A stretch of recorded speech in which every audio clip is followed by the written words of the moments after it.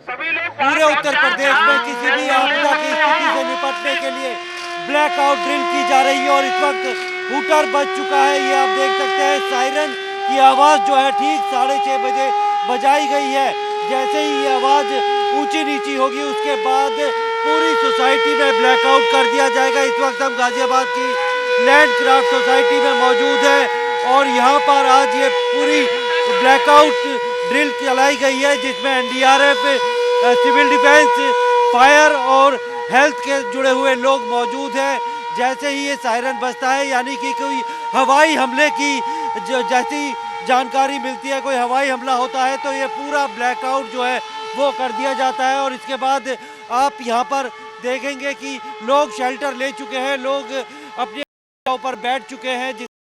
ये civil defence के लोग हैं और लोगों को जागरूक किया जा रहा है। इसके बाद एक धमाका आवाज जो है वो इस बिल्डिंग के ऊपर से दिखाई देगी, सुनाई देगी और उसके बाद पूरा रेस्क्यू ऑपरेशन जो है वो एनडीआरएफ और बाकी जो एजेंसीज हैं वो शुरू कर देंगी कि कैसे लोगों को निकालना है। यहाँ आप ये देख सकते हैं कि अगर इसके लिए बाकायदा जो एम्बुलेंस है उन्हें यहाँ पर लाया गया है। यहाँ पर स्ट्रेचर के साथ जो है लोग पहले से ही तैनात हैं कि जिन भी लोगों को रेस्क्यू करके लेके आया जाएगा उन्हें एम्बुलेंस तक सुरक्षित जो है हॉस्पिटल पहुँचाना है। यहाँ पर पूरी तैयारी के साथ आए हैं और लोगों को बता दिया गया है कि किसका क्या काम है। जैसे कि ब्लैकआउट होने के बाद कुछ लोग घायल अवस्था में यहाँ पर पड़े हुए हैं और पूरी सोसाइटी में यहाँ पर ब्लैकआउट कर दिया गया है। यानी कि एक खतरे का जो अंदेशा है, एक इमरजेंसी जो सिचुएशन क्रिएट की गई है जिसके बाद सारी एजेंसीज जो है वो पूरे एक्शन में है। और यहाँ पर अब एनडीआरएफ और जो बाकी के लोग हैं सब लोग अपने अपने शेल्टर लेके छुपे हुए हैं कि अगर ऐसी आपदा की कभी स्थिति बनती है तो तमाम जो पुलिस और जो दूसरी सिविक एजेंसी है उनका रिस्पांस टाइम क्या होगा और किस तरीके से तालमेल बिठाकर वो लोगों को रेस्क्यू कर सकते हैं। और ऐसे में बाकी जो लोग हैं उनको किस तरीके की जो है जानकारी होनी चाहिए कि उनको क्या करना है और क्या नहीं करना है।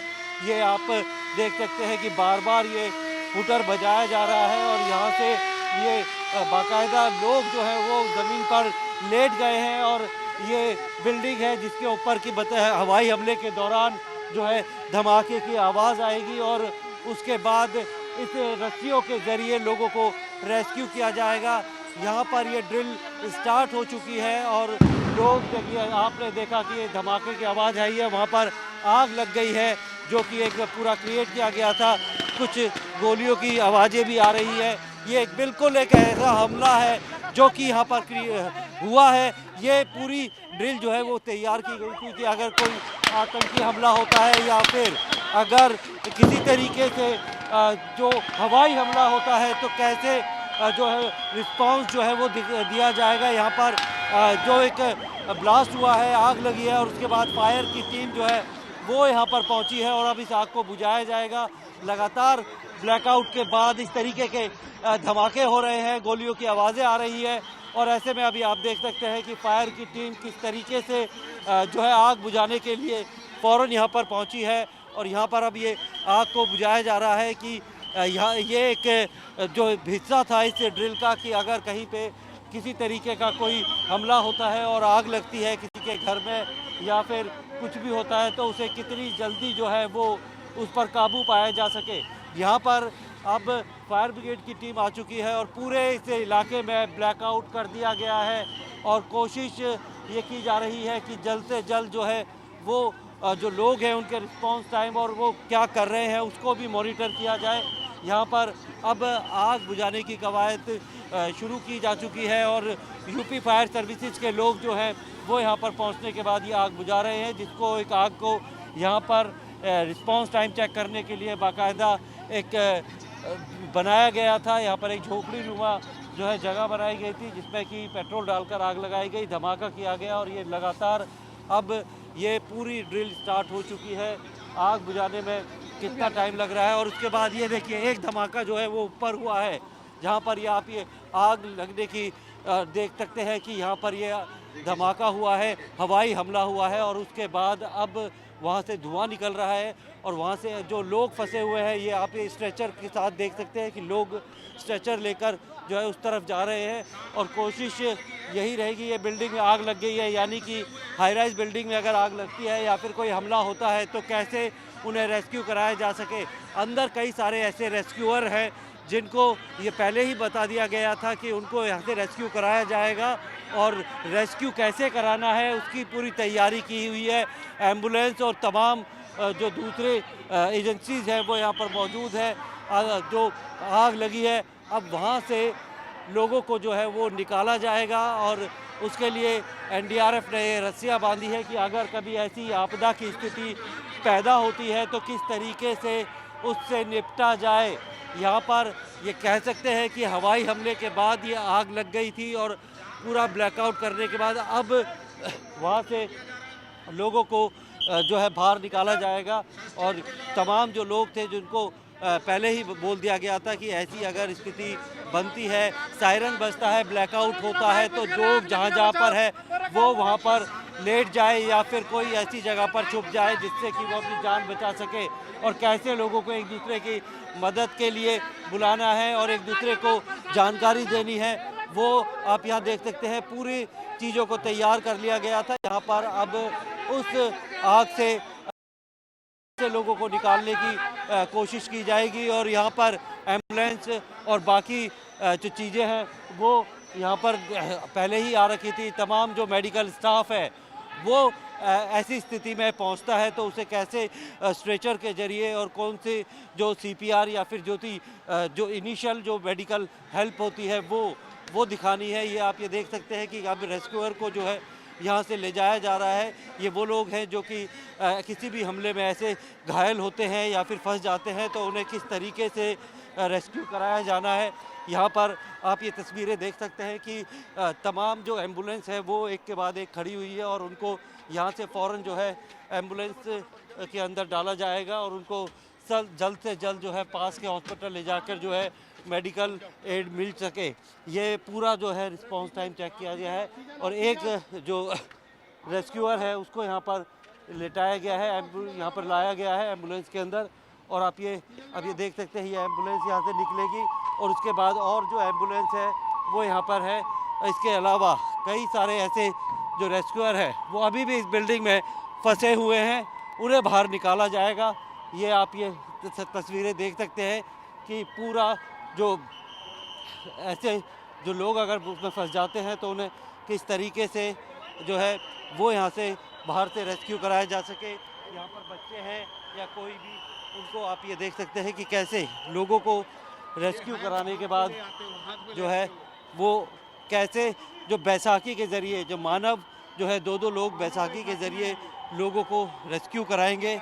उनको जो यहाँ पर ये मानव बैसाखी के बारे में बताया गया था, सिविल डिफेंस के लोग हैं जो कि ऐसे सिचुएशन में ऐसी आपदा की स्थिति में जो है वो उन्हें किसी तरीके से निकालें। ये देखिए सिविल डिफेंस में जो लड़कियां हैं, बच्चे भी हैं, वो चाहे कोई बुज़ुर्ग हो या कोई भी, उनको कैसे यहाँ से रेस्क्यू कराना है, यानी आपस में एक दूसरे की मदद कैसे करनी है। अगर कोई ऐसी स्थिति बनती है कि कोई हवाई हमला होता है, किसी बिल्डिंग में आग लगती है, लोग फंस जाते हैं, तो ऐसे में लोगों की मदद किस तरीके से करनी है, मानव बैसाखी के ज़रिए बिना स्ट्रेचर के कैसे उन्हें जो है ले जाया जा सकता है। ये आप ये देख सकते हैं कि यहाँ पर जो है घायलों को, ये एक तरह से कह सकते हैं कि अगर ऐसी स्थिति में कोई घायल होता है तो उन्हें कैसे जल्द से जल्द बाहर निकाला जा सकता है।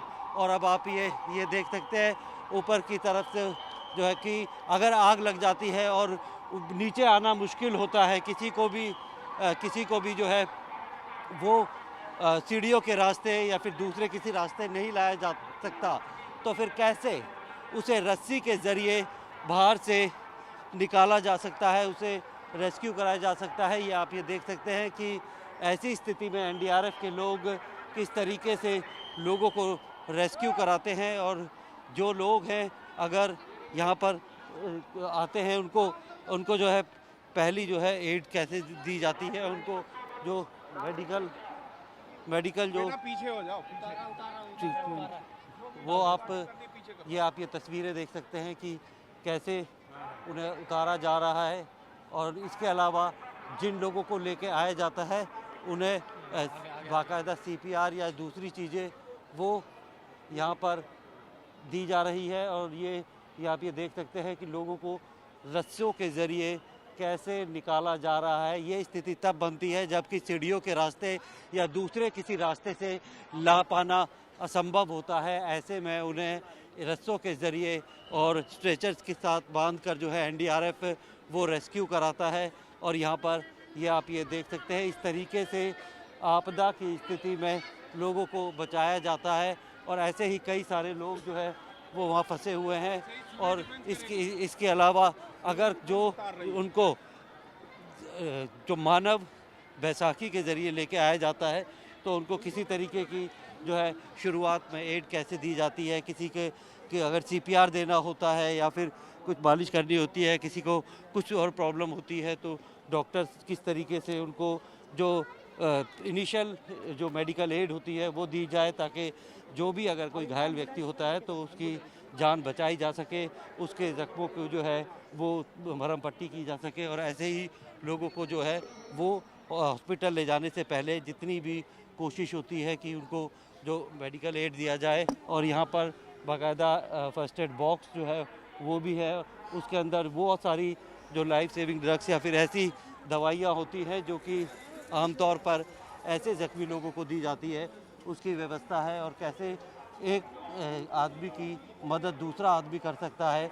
इसके बारे में जागरूक किया जा रहा है कि अगर कभी इस तरीके की कोई इमरजेंसी सिचुएशन होती है तो आपस में कैसे एक दूसरे की मदद करके उन्हें बचाया जाए। इसके अलावा यहाँ पर अभी भी आप ये देखेंगे कि लोगों को रेस्क्यू करके लेके आया जा रहा है, जो कि फायर के लोग हैं और जो दूसरे लोग हैं। उसके बाद यहाँ पर जो एम्बुलेंस की है, जो फिर मेडिकल स्टाफ है वो यहाँ पर मौजूद है। और ऐसे लोगों को किसी तरह रेस्क्यू करके जो है वो यहाँ से जो एम्बुलेंस तक ले जाया जाता है और पास के अस्पताल उन्हें भेजा जा रहा है। तो ये पूरा जो सीक्वेंस है ये किया गया है ताकि जो इमरजेंसी रिस्पांस है उसके बारे में पता लगाया जा सके। तमाम जो सुरक्षा एजेंसी है या फिर सिविक एजेंसी है उनका रिस्पांस टाइम क्या है और कैसे वो एक दूसरे के साथ तालमेल बिठाकर जो है किसी भी सिचुएशन से निपट सकते हैं, चाहे NDRF हो, सिविल डिफेंस हो, मेडिकल स्टाफ हो, पुलिस हो या फिर आम लोग हो, उनके साथ तालमेल बिठाकर कैसे ऐसी सिचुएशन से निपटा जा सकता है।